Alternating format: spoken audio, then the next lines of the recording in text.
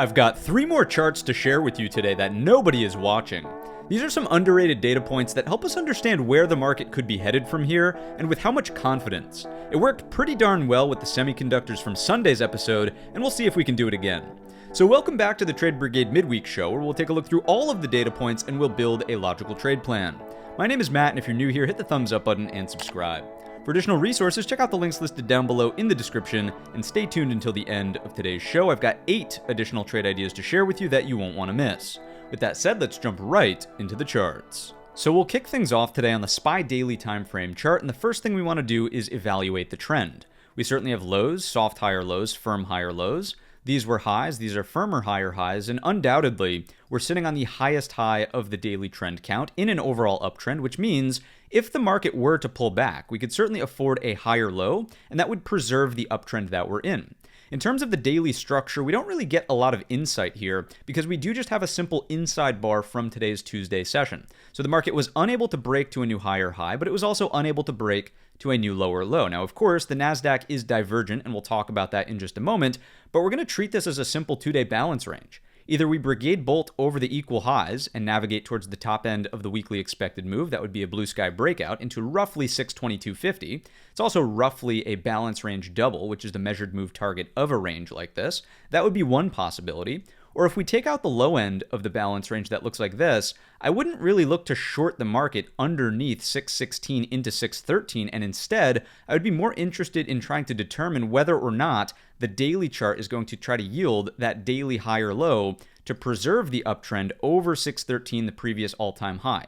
So I'm much less interested in shorting a breakdown of the two equal lows, and I'm more interested in trying to buy 613, 612.25 as a zone for that daily higher low.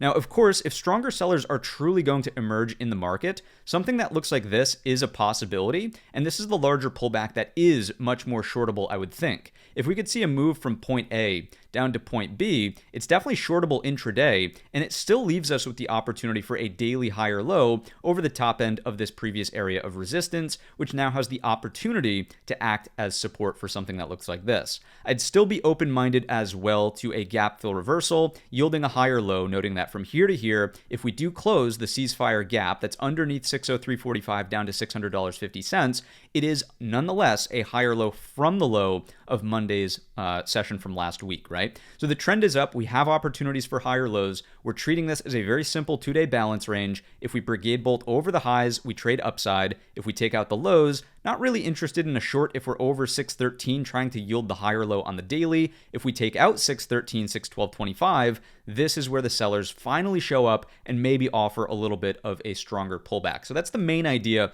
from the daily perspective here. If we take a look at the hourly chart, you could start to see this consolidation where the market really hasn't done much of anything impressive. To the upside, we're looking at 618.50 on Brigade bolts for that upside continuation. Once again, your target is the upper edge of the weekly expected move, around 622.50. If we do Brigade bolt to the downside here, Quick Draw McGraw might be able to take a scalp, 616 down to 613s, but once again, the primary outlook for me at least is probably being patient for something that looks like this to navigate off of a daily higher low. If the market is going to drop all of that, right, something that maybe puts in bear flag consolidation and then Brigade bolts like this, that's much more of that lucrative downside for risk reward, where we have thin structure retracement coming from the Thursday session of last week. So if I'm looking for shorts, it's really got to be under 613, and this is exactly why. I'd prefer to trade through the thin structure retracement instead of trying to navigate in this chop and slop from the Friday session and that afternoon liquidation break. What else can we see here if we throw on our anchored view apps? Do we get any sort of confluences?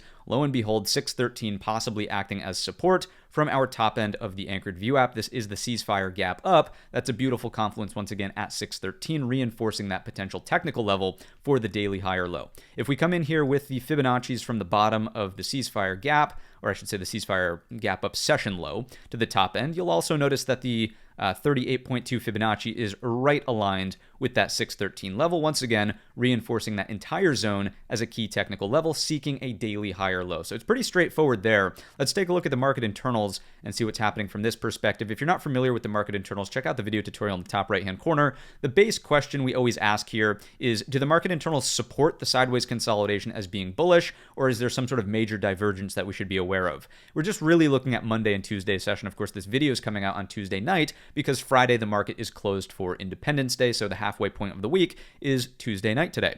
If we take a look at the volume flows on today's fairly mild and sideways session, obviously volume inflows got very close to substantial up here at 300 million. That's bullish. The advanced decline line closes pretty strong up near trend higher zone. The index score was undoubtedly mixed today and fairly, barely, I should say, got anywhere in terms of a meaningful build. It was never up around positive 15, never down around negative 15, no double-digit reads on the session today. If we look at the cumulative build, it's certainly building in the upward direction, close to 5,000 into the close of business there, about 4,800, which of course is the substantial read on the upside. So as the market goes sideways and builds out this consolidation, I would certainly think of this as bullish consolidation. And the primary base case is still that we're looking for upside out of this market. And we know if the market were to take out the two equal lows, then fine, we're really still trying to buy a pullback on a potential daily high or low. I do want to go into the ES. Actually, you know what? Let's just do this on the market profile because it is a market profile reference. Let's go on over to this tab here. If you're not familiar with the market profile, check out the video tutorial in the top right-hand corner. One thing I want to call out here is that the market technically had a spike headed into the close of the Monday session. So M period here was not confirmed as to whether or not these were fair prices or unfair prices. And spike rules tell us if we end up opening underneath the spike, these prices have rejected through the overnight, right? And we did end up opening underneath the spike. This little arrow here, it's the white circle now, that's the opening print of today's session, well underneath the base of that Monday afternoon spike. So theoretically, sellers had the upper hand here today with trapped buyers from the highs of Monday's session. But let's again ask ourselves the question, did sellers materialize on this week open? Did they materialize by breaking down underneath the prior day's low? Where was value from today's session? It was actually overlapping to up. Point of control migrated in the upward direction here. So do we have stronger sellers? The market profile would certainly disagree with the notion that we do have stronger sellers. Next thing I'll point out is just in terms of the auction, the low end of the auction in D period is complete. Notice the solid excess there, lack of material excess at the high of today's session, possibly indicating that needs some repair. If that's going to take place, of course, we're looking for the market to go up and test that, likely break the poor high, and then possibly figure out, okay, if we spend more time over today's high, we'll look for that upside rotation of blue sky territories. If we take it out and immediately reject back down into today's range, that's telling us something as well. The market's not ready for range expansion in the upward direction. Base case should shift to neutral intraday, or maybe even some sort of quick draw McGraw short for mean reversion back down to the point of control. So really interested in today's high, Tuesday's high of day, based on the auction process here that we can see from the market profile. Let's jump back on over to the platform and let's take a look at the QQQ Cash ETF and see what's going on with the NASDAQ side of things. So certainly much more bearish pressure on the NASDAQ today. That is a clear-cut divergence between the two indices. Let's get this front and center. There we go. So we broke underneath the previous day's low, underneath Friday's high, and we closed there. Keep in mind that there's still plenty of room to pull back and offer that same higher low as what we just talked about in the S&P 500 over the previous all-time high at 541. So is it, oh my God, the market's crashing and suddenly we're in a downtrend? Absolutely not. The NASDAQ still has that key 541 level. There's a lot of nuanced hourly levels that we'll dive into in just a second. But if you're a daily scale analyst, if you're a daily scale trader, if you're a swing trader, I would not change my bias at all if we're over 541. I would still not even change my bias if we're underneath 541 testing this previous area of resistance back here at 536.25. It's the low end of the range from the Tuesday morning ceasefire gap up. If we're over that 536.25, no issues, and even perhaps getting back on the long side on a Brigade bolt recovery over your previous all-time high. So the daily trend is the same. We're pulling back from the highest high. There's room for a higher low, and we just talked about the two key levels, 541, and then the top end of the ceasefire gap, 536.25, low end of the Tuesday intraday range.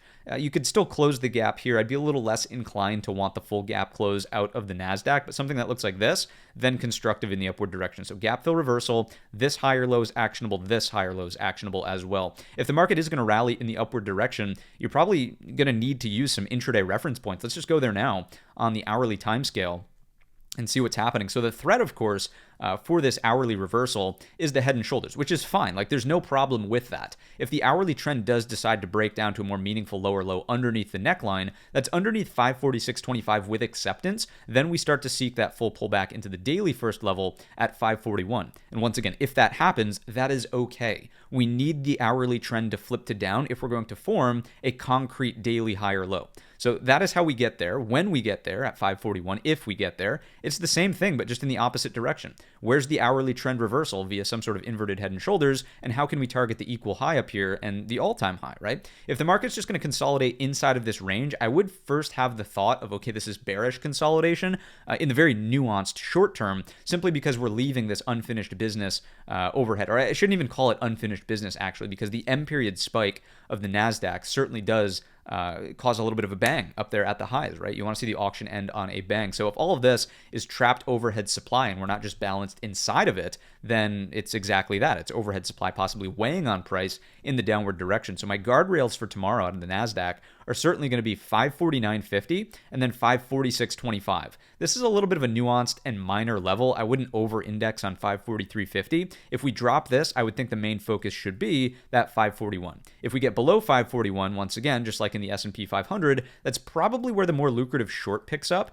just because we do finally have that thin structure retracement back here, and we could even try to balloon some runners on the short side into the gap close if there's extreme relative weakness still on the NASDAQ side of things under 536.25 to close the gap at 532.20. If that were to take place, right, something along these lines, let's just play it out. So here's your bear breakdown of the neckline there. We get consolidation. Brigade bolt here is the next executable short. Let's put dots on these, right, something like that. We get here, more consolidation. This also happens. Then I would start to say, okay, this is where we play back in the upward direction via some sort of hourly trend reversal here off the gap fill reversal, clear higher low back over 536.25, so on and so forth. And remember, 536.25 is still this previous top end of the balance range. So first thought might even be, just to continue along with some of these situations that we're preparing for, something like this and then this really is like, if that happens, we're also long. And keep in mind, this would be even more powerful. We can carry this forward in the situations in the narrative.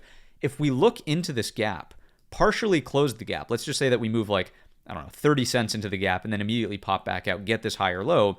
What is that continuing to tell us about the state of sellers in the market?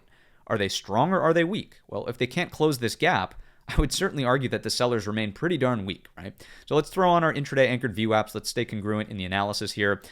We aren't really getting great confluence around that 541, which would have been the equivalent of the 613 level in the SPY.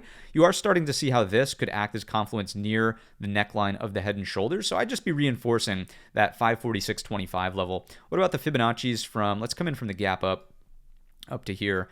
And what do we have?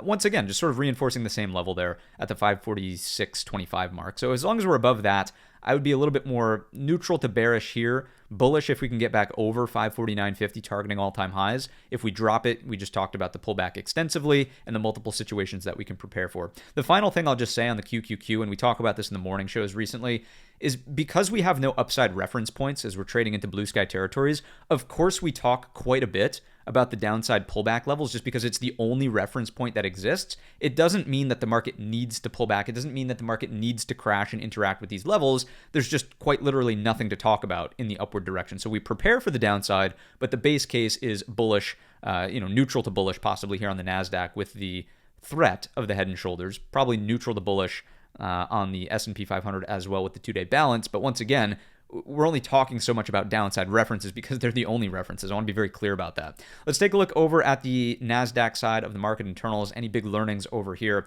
You're not going to be shocked to see a subtle divergence with more bearish internals here. I do think that this recovery effort out of the advanced decline line is very meaningful to move from nearly trend lower zone on the open as the market was selling off today on the NQ to close this back higher is pretty darn meaningful, as I've said. The not index square, but rather the cumulative tick also closes slightly positive. You would think that you'd get much more of a negative build considering the bearish outcome on the NASDAQ today. It's just simply not the case. So once again, the all-up question here, the final boss of the market internals is, do we have evidence of stronger sellers really participating in this breakdown? The answer to me is a resounding no. Let's jump over to the market profile for the NQ side of things and see if we can learn anything nice about the NASDAQ from this perspective. So value has undoubtedly shifted lower. We'll carry that forward. Point of control is lower. Better excess at the high and the low relative to the S&P 500. And in this case, you can see your spike definitely did yield the result it should have yielded, right? You can see the open for today's session is here underneath the base of the spike. The market rallied, rejected underneath the base of the spike, more like value area high, even shy of value area high, and then rolled over.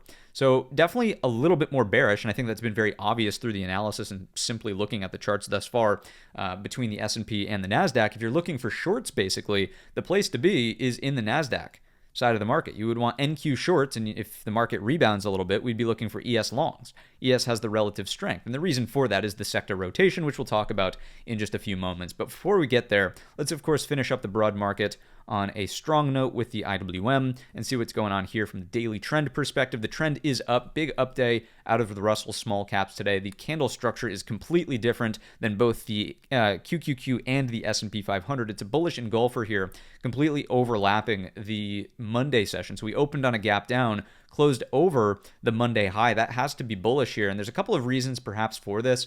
You did see a little bit of bullish, or I should even say just dovish, commentary from Jerome Powell at the ECB forum that was hosted, I believe, over in Portugal.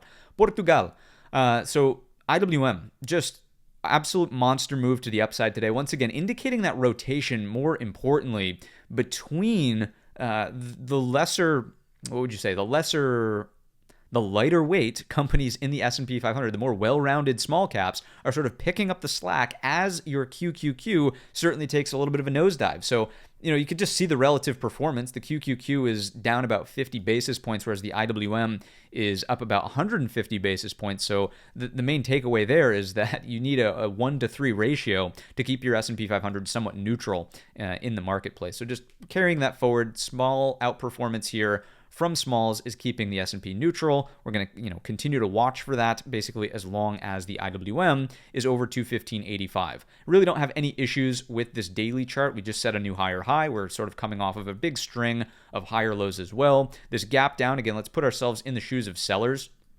This morning should have been a gift to sellers, opening on a gap down underneath previous day's range, underneath the daily 200 SMA, and underneath that 215.85 level from the daily timescale. If you're a seller, what do you ideally want to see in small caps? Well, a lower high here keeps highs, lower highs on the hourly, break this level, and you're off to the races to the downside, probably targeting 211.25, which is the top end of this balance range from off here. So because that didn't happen, because there was just clearly such this outperformance out of IWM, I'm hard-pressed to be a bear here in small caps. Nonetheless, the carry forward for the S&P 500. If we throw on our intraday anchored VWAP set just to be congruent in the analysis, look at that. Lo and behold, key area of support. If the market were to pull back, the ideal place would be a hold of 218 based on the daily. But if we retrace some of this thin structure from the straight-up move this morning, you would want to see a no ifs, ands, or buts about it, higher low over 215.85. You really don't want to be back down underneath the daily 200 SMA after the big outperformance from today's session. All right, those are your small caps. Let's quickly look at the Fibonacci's. We can come from the bottom of this breakout to the top. 38.2 is loosely aligned with that zone we need to see hold around 215.85. We could also come in from the low of this pullback up to the high just to get a sense. Sort of in no man's land with the Fibonacci references. Maybe the 61.8 is loosely aligned with that 215.85, reinforcing as a key level. I would much prefer to just over-index on the VWAP, the 200 SMA, and just the technical level from the daily time scale. So 215.85 is your top watch. Any red flags? Is there a massive divergence? Did we see volume outflows from the Russell side of the exchange? The answer is no. This is a seemingly decent breakout as of right now. Decent volume inflows here, big recovery effort out of the advanced decline line, and a cumulative build out of the tick that did end up closing nice and positive here. So solid, all set, no issues with the Rusty. If we take a look at the market profile, we have left behind a huge string of single prints, and all I would sort of say about this is that your single print closure, which is down here around 2193.30, if we close those singles on the downside like this and then support off of them, that's the exact same hold basically as the key level we were just describing on the IWM. So retrace the thin structure and hold over the level. Great, fantastic, no issues. I would still maintain the bullish stance, and the market profile is really reinforcing that same concept. Notice here that the value area did migrate higher with the breakout into the afternoon, as did the point of control. So all set. If I would be like, sound the alarms. Oh my goodness, this is the worst thing in the world. If value was stuck down here, if the point of control is down here, that would have been a huge red flag, but it's just not happening, right? So far, no big supporting evidence supports the claim that, oh my God, we should prepare for a market crash, and this is going to be the worst fake out rally that we've ever seen in the history of the markets. Let's go back on over to the platform here. Let's quickly run through our S&P sectors and see what's happening from that point of view.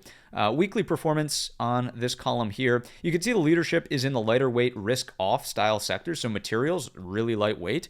Healthcare, it's lighter weight now, but it's definitely D for defensive. Staples are defensive and lighter weight. Real estate is lighter weight. You can see utilities in here as well are definitely defensive. The underperformers are the semiconductor sector, the tech sector, communication sector, and even discretionary here, down about 12 basis points on the week. So when we think about the market from a rotational perspective, right, it's great that the market's hanging out here near all-time highs. It's great that the heavyweight risk-on sectors fueled the break in the upward direction. But as of right now, the rotation is suggesting that money is sort of coming out of those heavyweight risk-on names and into some of the lighter weight names that could perhaps play a little bit of catch-up. And this is a classic thing that you want to pay attention to when the market's going on to make a new all-time high for the first little test, if you will. On the recovery off of the lows, you want to trade relative strength. You don't want to try to play the catch-up trade. But once the market's made a new high, then you could start to look into some of the catch-up trades across the different sectors. And that, in my view, is kind of what's going on here. If we look at the XLB materials chart, look at this thing breaking in the upward direction, finally resolving this kind of like bull flag look here in the upward direction. But one of the things, one of the charts that we mentioned in the intro that's a little bit sneaky is the XHB, the home builders, actually gave us an alert today by breaking out up and over that $100.50 mark. We set alerts on that. We talked about it in the Sunday update video, which was honestly just a couple days ago now. It feels like just yesterday. And this breakout here would indicate that the cyclical side of the economy is seemingly doing just fine. It would have been much more of a concern if home builders remained massively divergent to the new highs that we're seeing in the S&P 500 and actually broke down underneath 93. So in terms of confidence for the broad market through this rotation, I would certainly argue that the XHB is a bullish data point to carry forward here. If we look at the XLV, not much really going on over here. It's stuck sideways in this range. It'll be more important when and if it can clear 138.75. Still watching that. XLP, consumer staples, nice rebound off of the 80 handle. I mean, just beautiful range trade. We talked about that as a rotation probably in last Wednesday's midweek market update, right? Back here, we were sort of like, okay, as we come into the 80 mark, if the tech sector pulls back, if semiconductors pull back, we probably talked about it on Sunday as well. You can go back and watch the video. You can quote me if you'd like. But as long as 80 holds, like, we're not talking about an outright market crash. Markets only crash when all 11 sectors are blood red and there's nowhere to hide. As of right now, there's plenty of places to hide. Let's take a look at real estate. Sideways in the range, not much to talk about here. If rates do end up coming down, we'd want to see that break out on the premise that people do have cash on the sidelines ready to invest in homes, and it's not like, okay, rates are coming down, but nobody wants to get involved. So far, so good, just staying inside of this range here. Let's take a look at utilities. Same concept, no problems here. It's a risk-off sector. We don't want it pushing new all-time highs to lead the charge, but as the rotation unfolds, it's nice to see it acting as support there at 80.25. Let's look at financials. Really hard to say anything bearish about the broad market when financials and big banks are pushing new all-time highs. I mean, 52.60 breached on the close for today's session, so this is bullish. Even if it does pull back, plenty of room for a daily higher low up and over this previous area of resistance at 51.65. No red flags there. If we look at industrials, same comment. No red flags on this sector. Let's take a look at energy. Energy back to the unaffected price basically after the Middle East conflict. I would say that too is not really a big issue. One thing that you might want to watch out for ever so slightly is if energy does get back in gear up and over these range highs, because this is a thin structure breakdown, I would expect that energy could have a little bit of a pop there. Could there be some kind of catalyst that maybe gets that going? I don't know. I don't want to speculate too much around that sort of idea and tiptoe around, you see what I'm getting at. But if that happens, I would think interest rates also move in the upward direction. Energy sort of foreshadows a little bit what's happening with interest rates. So just watch your crude, watch your energy here. If it breaks the balance range highs and really goes, I think you could get a further pullback in the S&P 500, which honestly ties into one of the secret charts as well that we'll cover in just a moment. Speaking of bonds, interest rates, here is the bond. It's mildly higher. I think that you're going to see a continued movement higher here so long as the dovish commentary continues out of the Fed. If we take a look at semiconductors, breaking down on today's session. What we talked about in the Saturday update video, or Sunday, excuse me, it was one day late, my apologies, was the two equal lows from Thursday and Friday of last week. And lo and behold, SMH did break that, but it's very similar to what we talked about I don't even remember what it was at this point. What were we talking about? Wherever it was, if you're a stronger seller, what do you want to see? Oh, it was the market internals, right? It was the spike. If you're a stronger seller, what do you want to see here? What do you want to see? You want to see a break of the two equal lows from Thursday and Friday here, and then you want to see a lower high under 275, and then you want to rotate through this thin structure and you want to bring the pullback all the way to 264.75. That's how shorts make money. Now, I'm not saying that this is like the most bullish chart I've ever seen and oh my God, it's got to go make new all-time highs. But all I'm saying is stronger sellers seemingly are not involved in the semiconductor breakdown. There was a little bit of liquidation break, perhaps. There were some poorly located longs who decided to all close out, and that's fine. But stronger sellers could not keep and yield that lower high under 275. So in my view, as long as we're over 275 tomorrow, I would maintain a little bit more of a bullish stance in the short term, looking for upside rotation, right? Let's go back over to XLK. Same story. Really, it's the same old song and dance here out of the XLK. Now, obviously, this looks very similar to the QQQ. If you crack the neckline, sure, we can get that deeper pullback. But once again, they're your two equal lows. We were scratching at it midday out of the XLK. And just where did the buyers close this? Back over the level. So if we're over 249.80, I don't really see a reason to be aggressively bearish. I would really treat this as bull flag consolidation, digestion via time instead of price. And then over time, if we can crack to a new all-time high, great. We get continuation out of the XLK, which probably fuels the S&P higher. So even if it does pull back, again, where's your daily higher low? It's the gap fill reversal here at 243.50. So no red flags out of that. Communications, very rinse and repeat. I probably sound like a broken record. We're trying to make this video a little bit faster. I mean, the episodes will get a little bit faster as we don't have as much nuance to talk about near the all-time highs, but pretty straightforward. You know, higher low pullback here, 105.60 as long as the trend persists. No problems, no red flags. Let's take a look at the XLY. This one probably deserves a little bit more nuance because it is still stuck in this balance range. All I'll say about it is very similar to what we talked about in the SMH. We open on a gap down.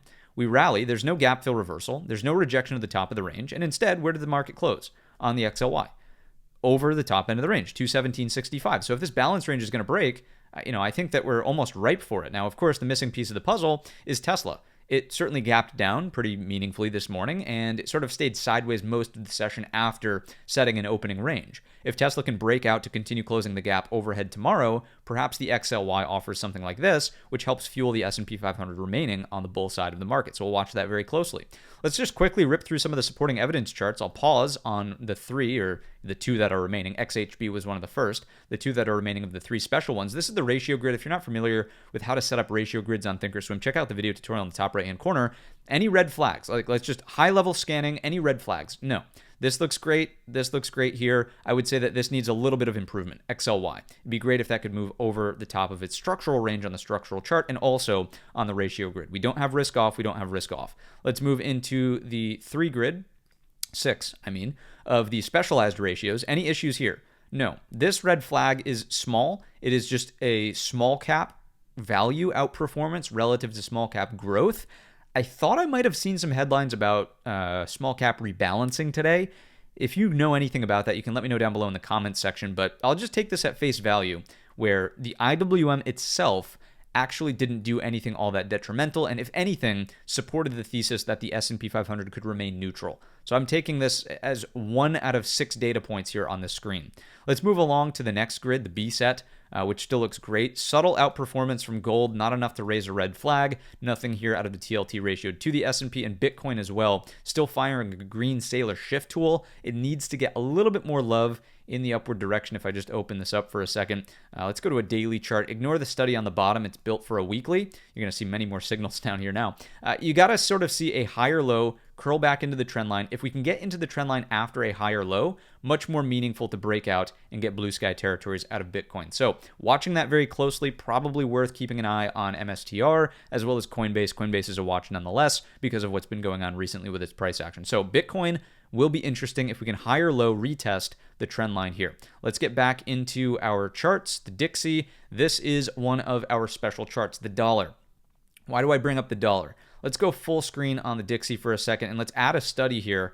Let's go to load. What do we want to do? Add a study, all studies, C's. We want correlations just to sort of make a point, and we want to go to a weekly chart is fine.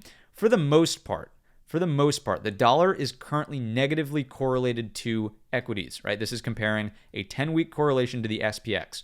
As the dollar has moved lower here, the S&P 500 has moved higher. And that's typically how the dollar works. It's oftentimes negatively correlated to equities because of what that means for earnings power, right? So if the dollar is going to get a rebound, let's go to the daily time scale now. Look at the dollar pushing to this lower low and look at the daily bar. I'm not going to call it a picture-perfect textbook hammer, but any sort of break up and over the high of today's session on the dollar to move counter trend, even if it's still to stuff and reject for a lower high here, probably means a pullback in the S&P 500. So Matt, what does this mean? You said in the intro, it's going to help us gauge the confidence of any particular move. Well, if the S&P 500 is trying to break out of the 2-day balance range, and the dollar is also moving over today's high, and the NASDAQ remains subtly weak underneath that overhead supply, then I would probably refrain from over-leveraging longs in the S&P 500. So that's the way that I will be using this dollar chart into tomorrow's session. The TNX interest rate is mildly higher, but it did open on that gap down. No issues there, especially with the continued dovish commentary from Jerome Powell. So the inverted ZT, small uptick here. That's probably just on the strength from the JOLTS number.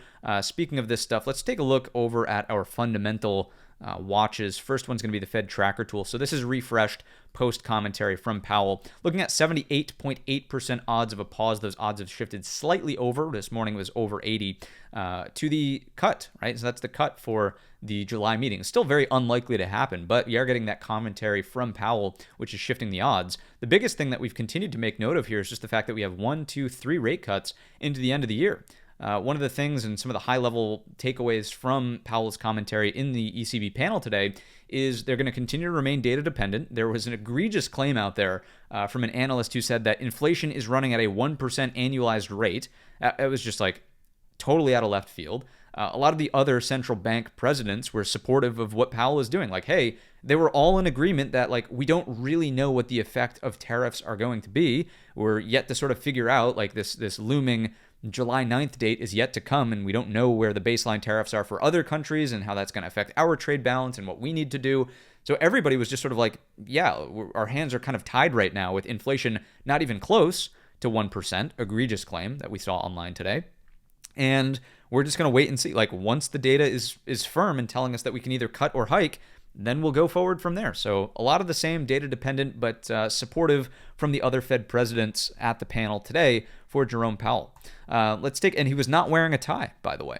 We called that, or someone called that out online, which was very noteworthy. Let's jump into the economic calendar here. So the press, or not even press conference, the panel's over. We don't have to worry about that. The ISM manufacturing numbers came in a little bit soft underneath the 50 handle. They did beat the forecast, but they are still soft underneath 50 in contraction territory. The biggest thing is the JOLTS job openings here beat the expectation by a substantial margin, which just continues to indicate that the labor market's doing fine. The Fed should not be in a rush to cut rates with markets blasting to all-time highs. Inflation still over the 2% target and a labor market that's doing just fine. If you break this down, I don't know if we can quickly do this and just read together. What we want to look at is the quits rate. Where's the quit rate? Quits rate, do we have that somewhere here? Let's see if we can go find quits with separations quits at 3.3 million. The quits rate went up. I know the quits rate went up relative to prior, and all that would sort of indicate, and the reason that that's important to call out, is when the quits rate goes up, what does that tell you about people's confidence in the labor market? You're not going to quit your job if you're like, oh my God, it's such a tough environment out there and we just can't possibly go find another job. I mean, the NFP will ultimately hold the secret, I think, on the Thursday session, but seeing JOLTS with the quits up here at 3.3 million is a little interesting. It certainly counters the narrative that, oh my God, labor is going to fall off of a cliff and just nosedive, right? So that's kind of interesting. In terms of the remainder of the week, we sort of gave it away, but of course it's the full Monty labor report, primarily coming out on the Thursday morning session at 8:30. We have the average hourly earnings, non-farm payroll, unemployment rate, and the unemployment claims. This is week over week. This will not be factored into the report that we get on the same morning, right? This is, of course, for the next month, July, first July report. The ISM services PMI will also be interesting at the 10 o'clock time frame. It's probably going to be more market moving than the manufacturing PMI that we saw on this morning's session. We'll parse that one out in the weekend video likely in terms of prices paid versus new orders to determine whether or not that is inflationary. I did see some comments online that the manufacturing PMI did indicate higher prices paid in order to develop goods, right? So there's a subtle inflation nuance to that report. In terms of the earnings calendar, I mean, be my guest if you want to watch any of this garbage, but let's jump back on over to the charts here and let's take a look through the remainder of the supporting evidence bonds. On the long end of the curve, my primary focus is to determine whether or not this continues to the downside. If it does, it tells us the market is less concerned about inflation and more ready for those Jerome Powell rate cuts up here. As we move into the credit spreads, these are rolling over. I like that this, which was divergent to this, is finally starting to make an actual new low on the LQD IEF side of things. So that is still increasing risk appetite for equities down below. That's bullish. And lo and behold, we find ourselves at one of the additional of the three charts we're looking at. Let's go to, where is it? My goodness, HYG in isolation. There we go. A little bit of a subtle bearish divergence. Now, this is the LQD down below, and you could make the same argument here, but let's go SPX on the bottom, and let's take a look at this, right? So take a look at this and then take a look at this. The HYG has not been wrong in a dramatic sense for quite some time. So our third and final chart here, our secret up our sleeve, is an HYG bearish divergence. So to recap them all, XHB is breaking out and certainly indicating higher confidence to the cyclical side of the economy. The dollar is indicating that if the dollar breaks out tomorrow, we might want to be cautious on longs. The HYG is indicating a negative divergence, which also tells us we might want to be cautious on longs. With the cyclical side of the economy not necessarily related to the tech side of the market, which comprises over a third of the S&P market cap, I think the writing is on the wall where we want to continue to maintain a little bit of a cautious stance so long as these other charts, the HYG remains in a bearish divergence and the DXY is breaking out over the prior day's high. That's the bottom line from the three up my sleeve charts that I don't think many other people are talking about. So that is it on these particular looks. Let's jump into our breadth. You can see breadth looks pretty darn good actually on today's session. So maybe this just counters the cautionary points we just made. Notice that we are seeing a breakout here. We are finally seeing a breakout here on the 200 SMA. This already has broken out over the local highs. So as the broad market makes new highs, we are finally starting to see breadth catch up, which is not a shock. If you take a look at the RSP, you'll see the same exact thing, right? It's finally starting to break up and over these range highs. It's playing catch up to the weighted S&P down below. If you take a look at the QQQE, it's the same thing. Continuing higher here, just take a look. You have a green bodied bar versus the red bodied bar on the weighted NDX as we're catching up on the breakout here. So breadth wise, this is bullish, and it's the same story that the market internals were really telling us, right? Although the NQ went lower, we saw volume flows up. We saw the advanced decline line see a massive up day, right? That's the premise of this in a nutshell as well. Let's get into volatility here. Volatility is mildly lower, kind of nothing to really even talk about on the VIX right now. If we go VVIX, if I could spell, would be nice. There we go. Slightly lower. I mean, a little bit of a lower wick there, not enough to write home about. Let's take a look at volatility futures. Deeper contango. One-day VIX sitting down here towards the lows as well. Really no issues out of volatility. If anything, maybe just watch to see if the one-day VIX gets out of the prior day's range during the pullback tomorrow. That would increase the odds that the pullback deepens to some of those daily higher low levels in the S&P 500 and NQ, respectively. Let's get on into the core list of companies. There's a couple of decent trade ideas that are brewing out there. We've got NVIDIA possibly holding the previous all-time high. So starting on the daily, you can see these previous areas of resistance possibly starting to act as support. It was a little sloppy here intraday. Started to get a nice hold, right? And then sort of faded it off into the afternoon. Once that liquidation break sort of took hold in the NQ for the afternoon, things got a little bit sloppier here. But nonetheless, the idea would be, can we get this for a move in the upward direction? Can this turn into an hourly double bottom off of the previous all-time high? Can we get over the intraday hurdle at 155 and target literally the new all-time high? That's really what I'm watching for on NVIDIA. If it is going to remain weak and we open underneath 153.13, I would say that this idea is valid just because we do have thin structure retracement underneath us. So shorts underneath today's low of day on a Brigade bolt to the downside, possibly target the gap close at 148. Let's talk about Microsoft. Bearish consolidation underneath the multi-day range happening here. I would think the answer is down in terms of the chart. However, look at this range. I'm not thrilled about shorts through here. The best short is probably a patience move on Microsoft for something that looks like this underneath 487.50. If we pop back into the range, you just got to treat it for what it is. It's bull flag consolidation. On the daily chart, this thing has been an absolute monster, a grinder straight in the upward direction. So any consolidation back in range probably just yields a similar result to this, where any sort of upgrade catalyst, something along those lines, front-running earnings, looks pretty good on Microsoft if we're back in range there. So 493 holds the key. 487.50 is your next downside level. Apple is trying to get in gear, but still not really doing anything impressive. It's in the midpoint, sorry, not midpoint, but upper third of the balance range here. I'm really only interested if this can go into bull flag mode, something like this, and then give us a Brigade bolt, probably with a catalyst over something like 213. The catalyst on Monday for Apple, which just blows my mind, is, of course, in their botched AI attempt, they're onboarding OpenAI possibly as a bidder, or Perplexity to service the Apple intelligence. What an absolute miss from Apple. It's all I'm going to say. Whatever. I don't love the story out of Apple. It seems like moving on. Let's take a look at Amazon. Amazon holds of 217.75 look great. Intraday, we kind of nailed this with the group into the afternoon, but a great little Brigade bolt here intraday over 220 did yield a nice little afternoon trade. So, as long as we're over 220, I think you're setting the next hourly high or low. I'm going to look to see if we can extend that. Excuse me. My apologies. If we can extend that into the 224 mark. Anything along those lines is bullish. Just on the note, once again, look at your daily chart.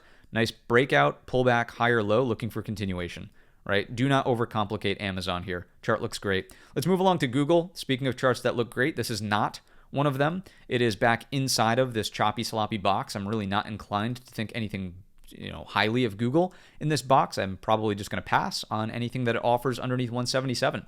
For me to be interested, I want to be over 177, maybe pie in the sky, inverted head and shoulders to thin structure retrace up towards the high of Monday. Even that, just really gross price action in terms of the intraday stuff. If you didn't catch like this end of day ramp or this morning liquidation break short immediately out of the gates, it's been a horrible trader. So passing on Google. Let's take a look at Meta. Looks good to me on the daily. Looking for an extended loss here on Meta to push down into that 705.50. So let's see the sellers step up, offer this for a daily Brigade bolt off of 705.50. Really interested in that location. If we look at the hourly time scale, I like the afternoon consolidation staying underneath 726.25. Call this a bear flag, Brigade bolt here. Not really interested in the short, but more interested in saying, okay, if we get here, where's the opportunity back to the upside? How can we trade this back up towards the highs, right? So 705.50 is that level to keep in mind. Tesla, the culprit of this morning's XLY gap down. So a decent gap down, of course, with the more tit for tat, if you will, between Musk and Trump. Oh, we're going to have, Doge look into all of the, goodness, why am I blanking on the term? Subs. I don't know why I'm blanking on the term. It's not subsidiaries. I have no idea why I can't think of the word right now. It's insane. You get my idea. Doge looking into Tesla is just, it's kind of... We're not even going to go there. If it closes the gap overhead, we get some bullish action. Maybe that fuels the XLY higher. If we jump into the hourly time scale, you can see that you really didn't do anything after setting the first hourly range. So keep it simple. Brigade bolts to the upside. When we get to 313.75, I would be looking for shorts. You have the daily 200, the daily 50 there. You have the top edge of all of this overhead supply. You have the neckline of what could be considered head and shoulders there. So, Brigade bolt there for shorts, risk reward. Even if it's just a scalp to the downside into 305, you got to get there first. But then if we could set up a more meaningful short here and then here is the downside. If you are going to get something that looks like this, I would still be interested underneath 293.50. Reason being is that this is very, very thin structure off to our left. There's really nothing here. Right, once you had that inside day there and you broke the highs, you were off to the races. It was very short-lived underneath that 293.50. So Tesla, keep it simple, over or under today's range. Let's move along to JP Morgan. There's really not much to talk about out of financials right now. In terms of like an active trade idea, it's definitely still bullish. And the reason this persists on the core list of companies is so we don't forget about financials. But for now, it's the same story as really the SMH, but in an even more bullish location. Why were sellers pushing for a look above and fail, right? Think about this. 2-day balance range here, look above, fail. Sellers could not yield the lower high, and instead we close over the top end of the 2-day range. That has to be bullish to me. So outside of today's range, tomorrow probably fuels more upside, which is bullish for the S&P 500. Let's move along to Netflix. Chart looks great for swing traders. You're really asking for this 1260 pullback. Can we get some sort of daily structure? That is a horrible lower wick. That is still a horrible lower wick. Can we get this? Can we get a daily hammer off of 1260 out of Netflix for a higher low? Retarget equal highs. How many times has it done it, right? There's a Brigade bolt here. If we look back at this, right, do something that looks like this. Here's a Brigade bolt over. So we'll see how that plays out. But Netflix 1260, top watch for swing traders. Palantir, really ugly chart these days. Since the breakdown on Friday has been not even Friday, it was actually a couple days prior to that. Really, the Wednesday, Thursday session with those upper wicks started to indicate a lack of trust around the technical levels. Notice that we wicked it, and then just complete capitulation on that Friday session. So for now, really not interested in Palantir. Stronger buyers, staying over, at least on the Monday open and today's Tuesday open, this previous all-time high at 133.50, stronger buyers should have held that up for potential higher low support outside of this block. The overshoot here seems a little sloppy to me, so putting this on ice, not overly interested in Palantir. Broadcom, what do we have on AVGO? Similar to NVIDIA, but probably a lower tier watch. I think NVIDIA is all the hype right now. Broadcom's a close second, but for now, if you could get this over 267, it is a hold of the previous all-time high. You have thin structure retracement happening here, probably targeting today's opening print. Those are ideas. If it is going to be a short, I really wouldn't short it into this range. I would be more of a player for the gap close, something along these lines. So 258.75, 253.75 becomes your gap close target. That's the downside on Broadcom. AMD, another local hero here. What do we have? So a little disappointed in AMD. I'm not going to lie. We tried to take the breakdown here underneath the first break of the multi-day lows to get through the thin structure retracement on Monday. No dice on that, and getting some follow through today. There's a decent opportunity. If you go to a 5-minute chart, you can see this. Here's sort of a range. There it is. Here's your range. There's sort of a Brigade bolt that happened here very quickly as the NQ was also sliding underneath prior day's lows. So there was an opportunity on it, but for now, as we look back at the hourly timescale, what's next for AMD, I'd be more interested in saying, okay, if it rallies and does something that looks like this, so a failure back over 137.85, maybe persists the thin structure retracement into these two prior highs back here around 132.65. So continuing to watch this low volume void, if you will, to the downside, thin structure retracement, whatever you want to call it, doesn't really matter. But that structure needs some indication of repair. When we get here, I'd reevaluate for a higher low. It's not the ideal higher low. The ideal higher low is back here, honestly, around the daily 200 SMA, and that comes from the daily chart, right? If you look back at this, it's this previous high, the major beginning of the breakout, right? The momentum move to the upside. Daily 200 is just the cherry on top.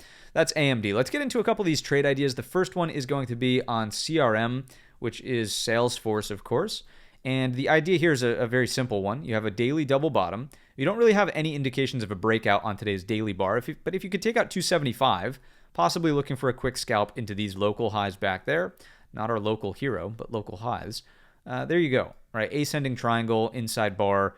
If you could get over 275, this kind of thing starts to develop. It's one possible idea. I'd say it's a lower tier watch. CrowdStrike is the next one. CrowdStrike absolutely got obliterated, but into a daily higher low zone here around 490. If CrowdStrike can support around 490, daily higher low persists. Look at the hourly chart. Up and over 493 probably rotates through the thin structure breakdown from today's morning session. Even if you don't go all the way to the opening print, even if you just go to 502.75, that's a lucrative trade there for about 5 points over in CrowdStrike. So that would be a watch as well. Let's take a look at TSM. TSM, there we go. Semiconductor land here. The idea on this needs to be a wait for the Brigade bolt over all-time highs here. I would not trade this like I would NVIDIA. I would not trade this over the previous all-time high at 226.25. But if it does display some, for some reason, relative strength over 228.50, this long here is the idea. So TSM longs over that level. If you take a look at the daily chart, notice how the long lower wick looks underneath these previous lows, but we close over the previous low. So that's why this is being carried forward. 3 equal highs. If we can clear it out, looking for upside there. That's TSM net. So let's go net for Cloudflare. Same concept as CrowdStrike, but just you're already at the level, 181.50. If you take a look at the hourly chart, you would need to Brigade bolt intraday up and over. Something like 185.65 then unlocks the equal highs up here. That's net. Let's take a look at Applied Materials. AMAT is the ticker on that. You can, of course, see on the daily chart, very clean, tight balance range up here. So just simply looking for balance rules to be in place. Either this or this. Either way is fine, noting that we do have a thin structure retracement to the downside. You can take a look on the hourly. Check it out. Right, something that looks like this, no problemo, underneath 181.25, 175.75. You could even try to balloon runners towards the gap close, but I would button up a majority of the short here. If we do get a break in the upward direction, your next overhead target is 191.25. Very close to a range double, a little bit of a stretch. So maybe target something like 190 first. Don't get greedy on that Applied Materials upside. Next up, Coinbase as a continued watch here for downside through more thin structure. If we could get continuation underneath today's lows, there's really nothing to prop it up lost for words, up until, there we go, 313 on the downside, right? So descending triangle-esque on today's session. We kind of nailed it on the second trade of the day for Coinbase downside underneath this level after testing back above, failing back below. Finally getting a little bit in gear there. Looking for this 313. Continuation to the downside. Boom. Something along those lines is a little bit more lucrative for the thin structure to continue. So that's all set. I really wouldn't change my tone to bullish on Coinbase until we're either proving that this is support, or if there's some sort of consolidation that then gets this thing back in gear up and over prior pivot highs around 380. Next up, Oracle. Oracle.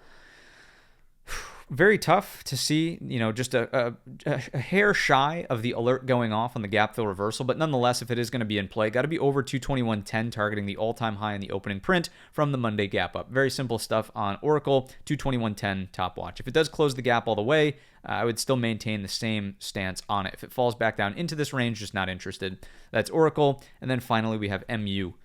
I don't know if we have pump makeup for losses or rebuilding the portfolio in the chat, but MU we looked at this morning, and I think it's also signaling a pretty decent thin structure retracement if semiconductors continue to display relative weakness underneath this 120. All right, so if semis are weak, MU thin structure retracement, and that is on the lineup. That's all I've got for you in today's episode of the Midweek Market Update. Hopefully this was a little bit quicker than the normal allotment of like an hour and 15 minutes or whatever. I'll check back in on the timestamp later, but you guys know the deal. If you enjoyed the video or learned anything new, let me know down below in the comment section or by giving the video a very simple thumbs up. We do have the shortened holiday trading week, so remember, a lot of data is coming out on Thursday morning. That's why the video is coming out today on Tuesday night. So Thursday morning, be prepared for coffee and donuts up in the penthouse office. We will have, of course, the live feed going as the data comes in, and we'll watch and gauge the market's reaction all together up in the office while we're eating some lovely, delicious plain donuts, not glazed, just plain old-fashioned donuts, as well as having handmade latte espresso drinks from the one and only barista, Svetlana. So if you want to join us, come hang out in the morning show. We're live every morning at 8 o'clock Eastern time here on the YouTube channel. If you want to continue as the market develops and is trading in real time, you can check out the live squawk link down below in the description. If not, I wish you green trading for the remainder of the week, and I will see you, as always, in the next one.